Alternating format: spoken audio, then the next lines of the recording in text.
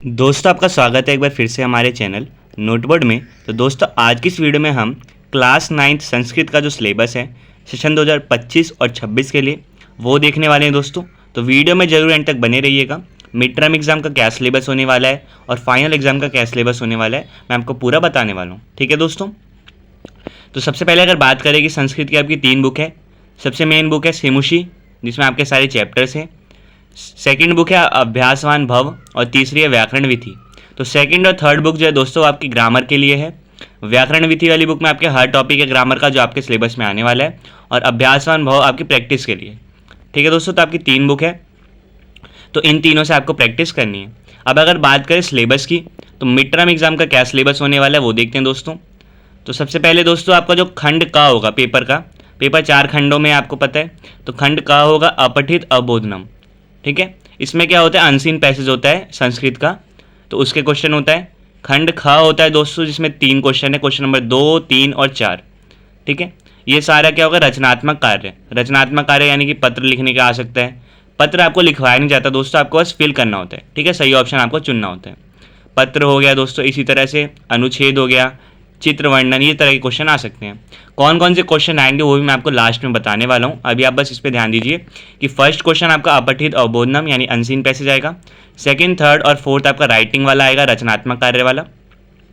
फिर आता है खंड ग जिसमें पूरी व्याकरण है। तो क्वेश्चन नंबर 5 आपका संधि का आएगा दोस्तों। कौन कौन सी संधि आ रही है, स्वर संधि में 3 आ रहे हैं दोस्तों, दीर्घ संधि, गुण संधि और वृद्धि संधि। व्यंजन संधि में दोस्तों जशत्व संधि आ रही है एक, और विसर्ग संधि में आ रहा है उत्वम, ठीक है। तो ये आपका सिलेबस है मिड टर्म एग्जाम में संधि का। उसके बाद दोस्तों आपको शब्द रूप आ रहा है, अकारांत, इकारांत, उकारांत, रीकारांत, ठीक है। पुल्लिंग, शब्द रूपाणी, ये सब आ रहा है। स्त्रीलिंग में कौन कौन सा आ रहा है वो आपको नीचे लिखा हुआ है। इसके अलावा सर्वनाम शब्द रूपाणी भी आ रहा है और हलंत शब्द रूपाणी, ये सारे आपके शब्द रूप आ रहे हैं, ठीक है दोस्तों। फिर धातु रूप की बात करें तो यहाँ पे अलग अलग धातु दे रखे हैं, जैसे पठ धातु, गम धातु, वध धातु, क्रीड। तो ये सारे धातु जो है आपके आ रहे हैं। और क्या लिखा है ब्रैकेट में, पंचसु लकारेशु, यानी 5 लकार आपको आने चाहिए। लट लकार, लोट लकार, लिट लकार, लंग लकार और विधिलिंग, ये 5 होते हैं दोस्तों आपको, जैसे पट्टी, पठन, पठंती, इस तरह से होता है। तो आपको 5 आने चाहिए। आपको करना कुछ नहीं होता दोस्तों, आपको एक किसी भी धातु का 5 रूप याद करने होते हैं, बाकी सारे धातु के सेम चलते हैं, ठीक है। तो आपको ये याद करना है, ये आपके सिलेबस में है मिड टर्म एग्जाम में। 8वां है दोस्तों कारक उपपद विभक्ति। इसमें 3 विभक्ति आ रही है दोस्तों, द्वितीय, तृतीय और चतुर्थी, ठीक है। यानी सेकंड, थर्ड और फोर्थ विभक्ति आपकी आ रही है। उसमें भी कौन कौन से वर्ड्स आ रहे हैं वो आप देख सकते हैं, ठीक है। 9 क्वेश्चन प्रत्यय का आएगा, प्रत्यय 3 आते हैं हर बार, कत्वा, तुमुन और ल्यप, ठीक है। 10th है संख्या वाला। तो दोस्तों आपको 1 से लेकर 100 तक गिनती आनी चाहिए, और 1 से लेकर 4 तक आपको पता है कि 3-3 होते हैं, 3-3 रूप होते हैं, ठीक है। एक वचन, द्विवचन, बहुवचन, जैसे एकह, एकौ, एकम, ऐसे होता है ना। तो दोस्तों आपको बस पहली विभक्ति याद करनी है, एकह, ऐसे करके आपको 100 तक याद करना है। अब 11वां टॉपिक आपका उपसर्ग, 12 उपसर्ग आपको याद करने हैं। द्वाविंशति मतलब 22 हो गए दोस्तों, 22 उपसर्ग आपको याद करने हैं। 12वां है अव्यय वाला। तो अव्यय में आपको अलग अलग अव्यय जो है उनकी प्रैक्टिस करनी है, स्थान वाले अव्यय, काल वाले, प्रश्न वाले, ये सारे, ठीक है। उसके बाद दोस्तों 13 से 19 तक का जो क्वेश्चन है वो खंड घ में आता है, जो पठित अवबोधनम है। पठित अवबोधनम मतलब आपकी बुक से क्वेश्चन आएंगे। तो कौन कौन से चैप्टर आ रहे हैं, तो चैप्टर नंबर 2 आ रहा है स्वर्ण काक, चैप्टर नंबर 1 आ रहा है भारतीय वसंत गीति, चैप्टर नंबर 4 आ रहा है सूक्ति मौक्तिकम, और चैप्टर नंबर 3 आ रहा है गोदोहनम। यानी चैप्टर 1, 2, 3, 4 ये चारों चैप्टर आपके मिड टर्म एग्जाम के सिलेबस में हैं। तो दोस्तों मैंने आपको ग्रामर बता दी, ठीक है, और आपको ये मैंने चैप्टर्स भी बता दिए। तो ये जितना मैंने आपको सिलेबस बताया दोस्तों, ये मिड टर्म एग्जाम का सिलेबस है, और ये आपको 6 सितंबर 2025 तक करना है।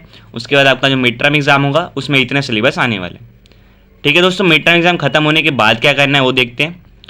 तो जैसे अगर वो बात करें अपठित अवबोधनम यानी अनसीन पैसेज, जो आपको करनी है प्रैक्टिस, रचनात्मक कार्य की आपकी प्रैक्टिस करनी है आपको, व्याकरण में आपको संधि की प्रैक्टिस करनी है। अब कौन कौन सी संधि आएगी मिड टर्म के बाद, तो स्वर संधि में दोस्तों 2 आएगा, यण और अयादि संधि। व्यंजन संधि में म स्थाने अनुस्वार, म की जगह पे जो हम अनुस्वार लगाते हैं वो वाला आएगा। विसर्ग संधि में दोस्तों 2 आएगा, रत्वम और लोप, ठीक है। शब्द रूप आप देख सकते हैं कौन कौन से आने वाले हैं, ठीक है। उसके बाद आता है दोस्तों आपका धातु रूप वही है। फिर आता है कारक उपपद विभक्ति। तो शुरू में दोस्तों आपका सेकंड, थर्ड और फोर्थ वाली विभक्ति आ रही थी, अब आपको क्या पढ़ना है मिड टर्म के बाद, 5th 6th और 7th, ठीक है। उसमें भी शब्द कौन कौन से पढ़ने वो आपने यहाँ देख लिए। फिर 9th आपका प्रत्यय का है। पहले क्या आ रहा था, कत्वा, तुमुन और लेप प्रत्यय आ रहा था। अब क्षत्रिय, शानच, कत और कत्वतु, ये चारों प्रत्यय आपके आएंगे। गिनती वही है, 1 से 100 तक आपको याद करनी है। उपसर्ग आपको 22 याद करने हैं। अव्यय दोस्तों आपको वही जो आपको मिड टर्म से पहले पढ़ना था वही पढ़ना है, ठीक है दोस्तों। तो ये ग्रामर का सिलेबस हो गया। चैप्टर की बात करते हैं, कौन कौन से चैप्टर आपको मिड टर्म के बाद पढ़ने हैं। तो चैप्टर नंबर 5 भ्रांतो बाल, ठीक है। चैप्टर नंबर उसके बाद दोस्तों 9 है पर्यावरणम। चैप्टर नंबर 8 है जटायु शौर्यम। चैप्टर नंबर 7 है दोस्तों सिक्ता सेतु। चैप्टर नंबर 10 है वानमन प्राण स्वरूपम, ठीक है। यानी आपको कौन कौन से चैप्टर पढ़ने हैं, चैप्टर 5 पढ़ना है आपको। चैप्टर 5 के बाद दोस्तों 7th पढ़ना है, 8th पढ़ना है, 9th पढ़ना है और 10th पढ़ना है, ठीक है। तो ये सारे चैप्टर आपको मिड टर्म के बाद पढ़ने, ठीक है। चैप्टर नंबर 6 आपको नहीं पढ़ना है। ओके दोस्तों, तो आपको ये समझ आ गया। तो ये जो आपको मैंने पूरा सिलेबस बताया मिड टर्म से पहले का और बाद का, ये कंप्लीट सिलेबस आपके दोस्तों फाइनल एग्जाम में आने वाला है और आपको 31 जनवरी तक इसको कंप्लीट करना है। फिर आपको रिवीजन करना है। फिर फरवरी या मार्च में जो आपके एग्जाम होते हैं फाइनल एग्जाम, उसमें एक कंप्लीट सिलेबस आने वाले हैं, ठीक है दोस्तों। तो उम्मीद करता हूँ कि सिलेबस अच्छे समझ आ गया होगा। अब बात करते हैं पेपर का पैटर्न किस तरह से होगा, तो वो देखते हैं। तो खंड क होगा दोस्तों अपठित अवबोधनम यानी अनसीन पैसेज। तो एक आपको अपठित गद्यांश दिया होगा, ठीक है, 80 से 100 शब्दों का, उस पर बेस्ड क्वेश्चन पूछे होंगे, ठीक है। अब इसमें क्या क्या देखो पूछ सकता है, आपको ये तो पता है एक पदेन वाले क्वेश्चन आते हैं, एक शब्द में उत्तर देने वाला, या पूर्ण वाक्य में उत्तर देने वाला आता है। शीर्षक लिखने के लिए आता है अनुच्छेद का शीर्षक। इसके अलावा कर्ता कौन है, क्रिया कौन है, ये क्वेश्चन आता है। विशेषण और विशेष्य वाला आता है। पर्यायवाची विलोम आता है।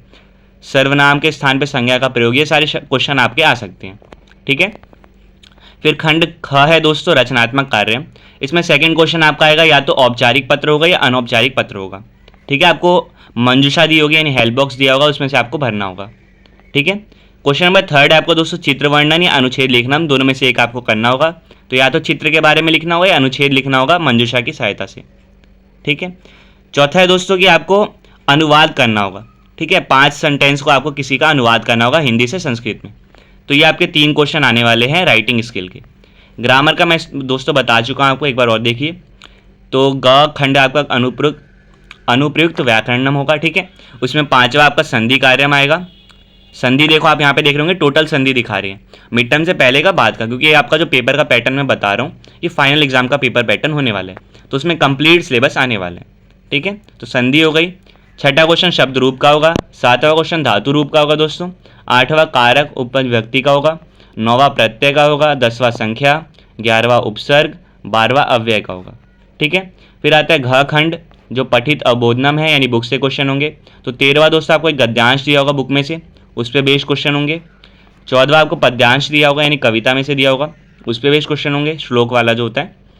15वां नाट्यांश होगा, नाटक वाले चैप्टर से क्वेश्चन होगा। 16वें में दोस्तों आपको प्रश्न निर्माण करना होगा, ठीक है, जिस शब्द के नीचे अंडरलाइन होता है उसका आपको प्रश्न बनाना होता है। 17वें में आपको या तो श्लोक का अन्वय करना है या श्लोक का भावार्थ लिखना है, दोनों में से एक आपको करना होगा। 18वें में आपको घटनाक्रम वाला आएगा, यानी कि जो नाटक आपने कोई कहानी जो पढ़ी है उसमें से कुछ सेंटेंस दिए होंगे, आपको उसको सीक्वेंस में लगाना है, यानी पहले कौन सी घटना हुई थी बाद में कौन सी घटना हुई थी, तो आपको ऑर्डर में उसको लगाना होगा। तो ये क्वेश्चन आएगा। 19वें का क जो है दोस्तों आपको जो आपको बोला गया उसके अनुसार आपको अर्थ लिखना है। और ख में दोस्तों आपको अर्थ को मिलान करना है, ठीक है, शब्द के अर्थ दिए होंगे उनका आपको मिलान करना है। तो ये टोटल आपके 19 क्वेश्चन आएंगे फाइनल एग्जाम में। क्या क्या क्वेश्चन आएंगे, किस किस टॉपिक से आएंगे, आपको पूरा अच्छे से बता दिया है। तो एक तरीके से दोस्तों आपको ब्लूप्रिंट मिल गया है क्वेश्चन पेपर का जो फाइनल एग्जाम में होने वाला है, ठीक है। 80 नंबर का आपका पेपर होता है, तो 80 में से आपके जितने नंबर लगेंगे फाइनल में वो आपके डायरेक्ट रिजल्ट में शो होंगे, ठीक है। बाकी जो 20 नंबर होते हैं वो इंटरनल असेसमेंट के होते हैं, तो उसमें आपको थोड़ा सा फाइल बनवाई जाएगी, कुछ कुछ आपसे काम एक्टिविटी करवाई जाएगी। इसके अलावा जो आपके मिड टर्म एग्जाम होंगे, पीरियोडिक टेस्ट होंगे, उसके मार्क्स आपके 5 में कन्वर्ट करके लगेंगे। तो ये दोस्तों आपका पूरा पैटर्न होता है क्लास 9th का, ठीक है दोस्तों। तो ये संस्कृत का सिलेबस था। इससे पहले मैंने बाकी जो सिलेबस है उनकी वीडियो भी बना दी है, तो आप उनको भी जाके चेकआउट कर सकते हैं। अभी दोस्तों एक सब्जेक्ट हमारा रह रहा है सोशल साइंस क्लास 9th, उसका अभी तक दोस्तों सिलेबस इस साल का आया नहीं है, लेकिन लास्ट ईयर का सिलेबस मुझे पता है, तो मैं लास्ट ईयर के सिलेबस की वीडियो बना दूंगा ताकि आपको आइडिया लग जाए कि किस किस तरह से सिलेबस होता है, क्या क्या चैप्टर्स आ सकते हैं, ठीक है। तो उम्मीद करता हूँ आपको संस्कृत का सिलेबस अच्छे समझ आ गया होगा। ज़्यादा मुश्किल नहीं है दोस्तों, अगर आप अभी भी पढ़ेंगे तो कुछ ही टॉपिक से आपको पूरा बता ही रखा है कि क्या क्या क्या क्या टॉपिक में से क्या क्या क्वेश्चन आने वाले।